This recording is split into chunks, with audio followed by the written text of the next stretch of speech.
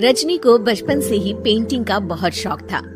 वो हमेशा से ही पेंटर बनना चाहती थी, पर उसके माँ और पिताजी ने उसको कभी भी इस चीज के लिए सपोर्ट नहीं किया और उसकी शादी नीरव से हो गई।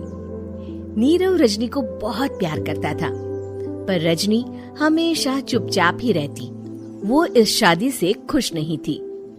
वो ये शादी नहीं करना चाहती थी। उसे तो हमेशा से पेंटर जो बनना था। अपने इस सपने को वो नहीं पूरा कर पाई, इसलिए वो हमेशा उदास रहती थी। रजनी, बहुत ही बढ़िया फिल्म लगी है, कल देखने चले? नहीं जी, कल मुझे बहुत काम है, मैं नहीं जा पाऊंगी। अच्छा तो कोई बात नहीं, संडे को चलते हैं। देखिए, मुझे फिल्म देखना पसंद नहीं है। आपको जाना है तो चले जाइए। नीरव को मना करके रजनी वहाँ से चली जाती है और अपने बैग को खोलकर उसमें बंद पड़े ब्रश और कलर्स को देखकर रोने लगती है। रजनी, चलो ना कहीं बाहर खाने चलते हैं, कुछ तुम्हारी पसंद का। जी, मुझे नहीं जाना, मेरी तबीयत ठीक नहीं है। रजनी वहाँ से चली जाती है। नीरव को समझ नहीं आता कि रजनी उससे इतना दूर क्यों रहती है। वो जब भी उसके साथ वक्त बिताना चाहता है, रजनी कोई ना कोई बहाना बना देती है। एक दिन घर पर कोई नहीं था। रजनी घर का सारा काम जल्दी से खत्म कर लेती है। घर पर अकेले होने के कारण वो सोचती है कि वो आज पेंटिंग करेगी। वो अपने कमरे में जाकर पेंट ब्रशेस और कलर्स निकालकर जैसे ही कलर मिक्स कर रही होती है कि दरवाजे पर बेल बज जाती है। अब कौन आ गया इस वक्त? इतनी मुश्किल से तो मुझे पेंट करने का मौका मिला है।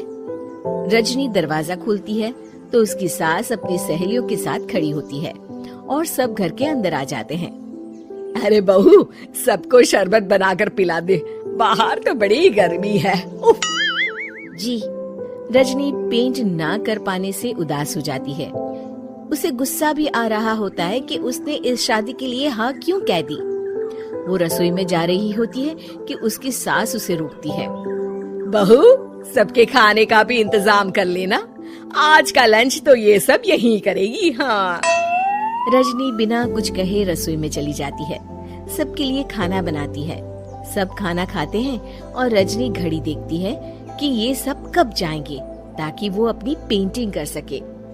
जब शाम होती है तब सब चले जाते हैं अपने घर। अरे बहू, सब तेरे खाने की तो बहुत तारीफ कर रहे थे, सबको बहुत अच्छा लगा खाना।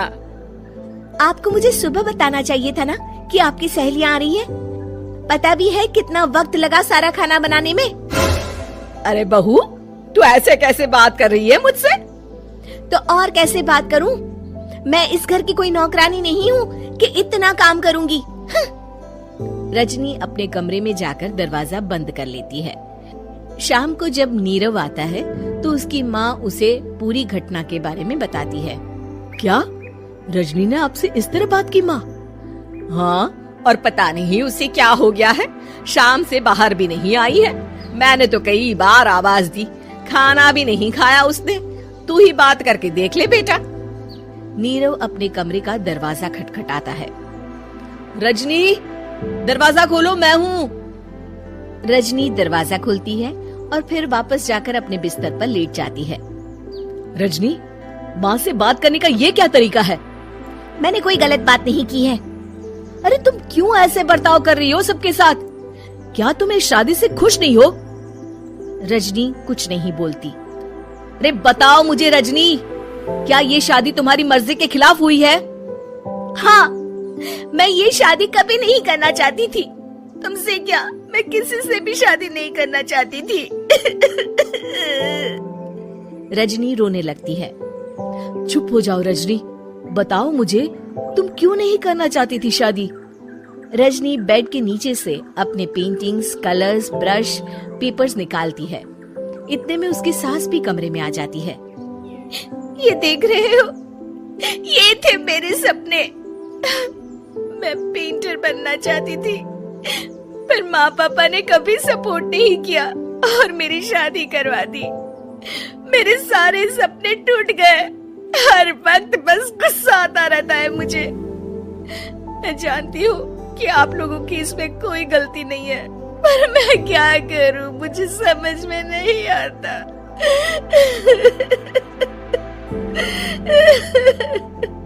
रजनी फूट फूट कर रोने लगती है।